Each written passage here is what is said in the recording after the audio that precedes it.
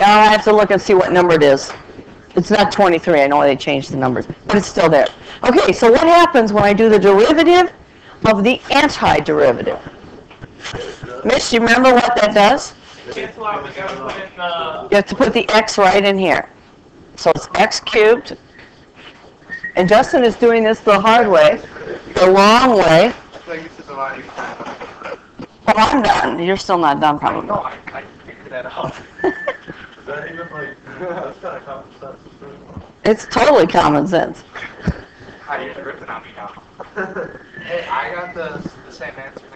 That's right, but what if you can't integrate this? Often what they'll give you is they'll say g of x is equal to the integral from 1 to x of f of t dt. He's going to flip it. Watch it, Marcus. He's going to flip. Over here, please. What did I do? I did the... Over here, please. That's spectacle over there. No, I'm not talking that kind of pie. Over here, please. He's eating food in class. Why?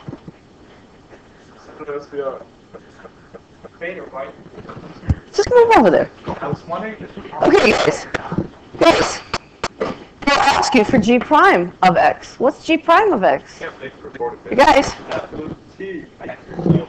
Not f of t, but f of x. So the application is huge on the exam. Guys, the application is huge on the exam. You're going to be doing that. Well, what do you do with this one? I substitute x cubed in there.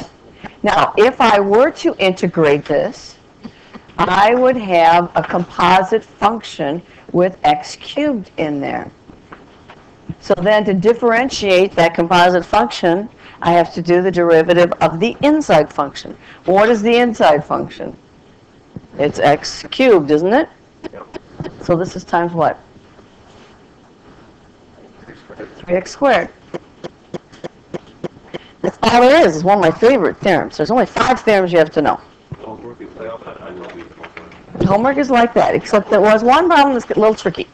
And that's one you need to do because it was an exam question. I'm going to get you that exam question. In fact, I have it, but I'll give it to you tomorrow. Okay, what about the derivative of this one? You cannot integrate that yet. I need integration by parts to do that, so you can't do it. Integration by parts, which is a UV substitution, undoing the multiplication property. Oh, this is much easier, because what does the derivative do to the antiderivative? Cancels it out, and you just substitute x in here. When you do integration by parts, you're going to find that that's hard. This one's a very hard one. It can be done, though. Yes? Why don't you ever put the 1 in? Because the 1. Because if I'm going to do the derivative with respect to x of 1 to some f of x, now let's call it g of x. Let's find out what's happening here. G of x, f of t dt. Okay, so let's take that. Okay, Matt? Yeah. And what would an antiderivative of little f of t be? So why don't we call that the integral of f of t dt equal to capital F of t. Is that okay? So I'm going to have the derivative with respect to x of this integral. So that's going to be f of t evaluated by the fundamental theorem at 1 and g of x. Okay, so what I'm doing is showing you why this works. So then I'm going to substitute in g of x, so it's d dx. It's f of g of x minus f of 1. What's the derivative of capital F of g of x? It's little f of g of x times g prime of x. What's the derivative of my constant? 0. That's why we don't put the 1 in. Because when you anti-differentiate it, you will get that, but when you bring the derivative back on it, it's going to go away. So all you have to do is substitute whatever this limit is into for t. So it's x cubed squared plus x cubed. And unless you have to simplify, don't. Because it's not x to the 5th. It's x to the 6th times what? 3x squared.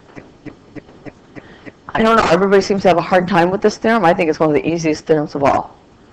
Because they just cancel each other out. They're inverse operations. Why did I do what? I don't know. It's the same as doing this. That's just x. They add to each other. It's just maybe because it's such a strange notation. It doesn't look like adding, subtracting that you've been doing your whole life. This is relatively new. Okay, so in general, we have f of x. And if you want me to print this out for you, I will. I have f of g of x.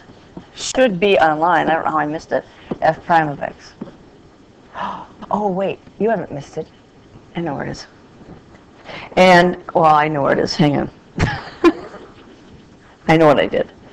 You only got half of the handouts. Okay, what if you integrate from a to b? That's the opposite of b to a. Do you know why that is? Part of it's the geometry. You can look at it that way. But this would be f of b minus f of a. And if you switch these, I have the opposite sign then. And the integral from, and this should be a to a, of f of x dx is 0.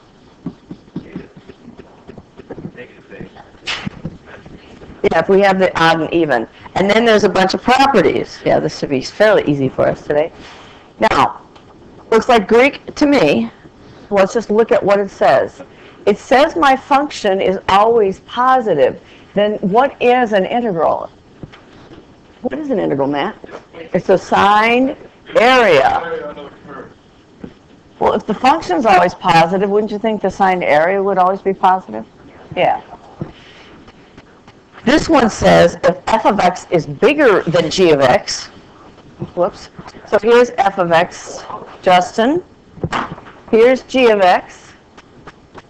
And g of x is bigger than f of x for all a to b, then what's true? But I have that backwards? Yeah. What? I do. Wait. Yeah, I have this backwards. So, oh, you're kind of distracting. F of x, and then this is g of x. Yeah, really. So the area under F is bigger than the area under G. And the last one, and I want you to find, I'll find that problem, what number it is, but I don't want you to skip it. Every year everybody skips that problem, and it's really an important problem. Okay? So what does this say? This says my function, it's a preview of the mean value theorem. Here's f of x. Here's a. Here's b. And it's saying that the function is trapped between two values, little m and capital M. Where little m is the minimum value of the function and capital M is the biggest value, the maximum value of the function. And all this is area. If I take this m times b minus a, I'm talking about this area right here. That's what that says. That's base times height. And if I do the other one, capital M times b minus a, that's this area.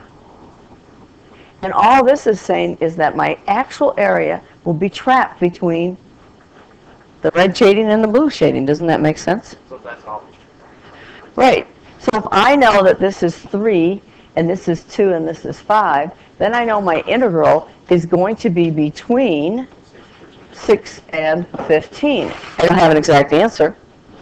And someplace in here, don't you think that if I draw a rectangle in here, someplace the area of this rectangle will be exactly equal to the integral? That's the mean value theorem. We're going to call this height, or this x value c. This is f of c. So that if I take c, let's see, what do I want to do? Oh, base, b minus a times the height, which is f of c. That's exactly equal to the antiderivative from a to b of f of x dx. And if I solve for f of c, I get this. This is the mean value theorem for integrals. It's an a, sorry. Over b minus a. And in particular, this is the average y value.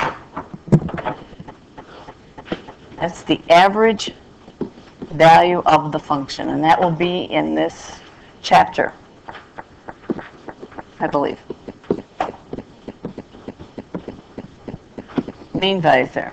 So you have to know the mean value theorem for derivatives, for integrals, and actually they're the same thing. Want me to show you why they're the same thing? Should I show you why they're the same thing? Do you remember what the mean value theorem is for derivatives? Find the average.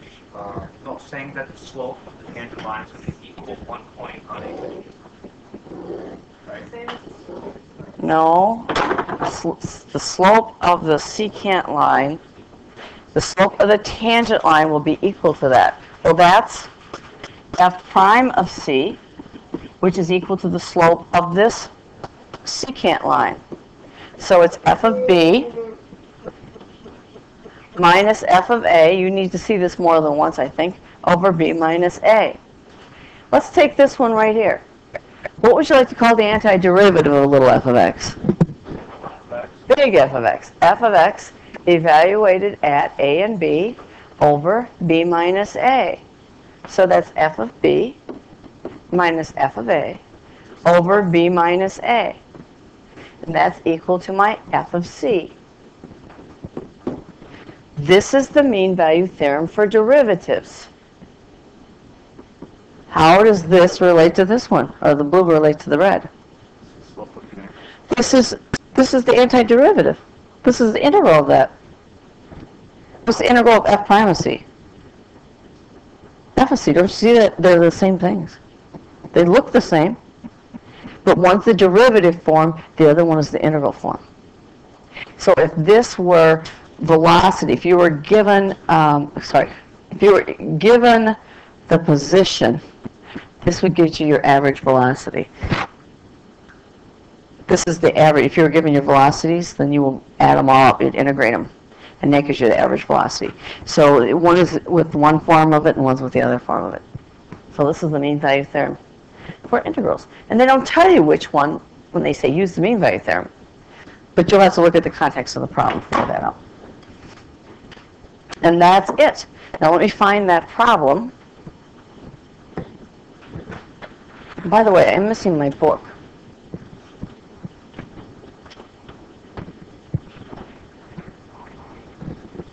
This is 5-4. And then tomorrow we're going to work on AP problems in this.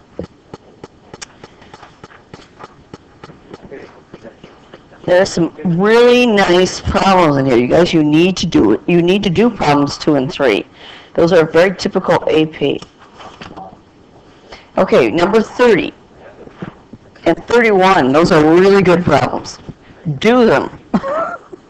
So if you don't want to do homework, at least do these guys. 30 and 31.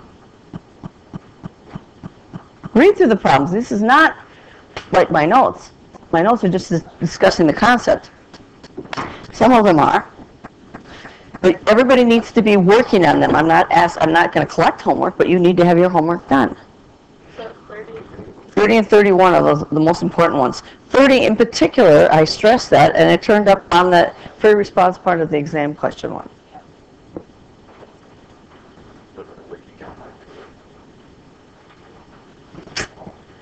Okay, you had time to work, and I can correct your papers if those of you who are gone, we need to do a little quiz. It is printed up. I have to go figure out what I do with them. Oh, there they are. They're on the bottom of my, I goofed.